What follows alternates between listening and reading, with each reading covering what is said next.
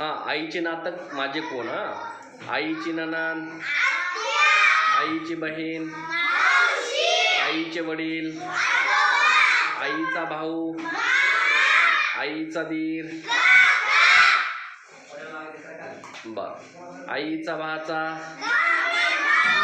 आईचे सासरे, आईचा पुतण्या, आईचे पती, आईचे भाऊजी, आईची आई, आजी. आजीला आपण आणखीन काय म्हणतो?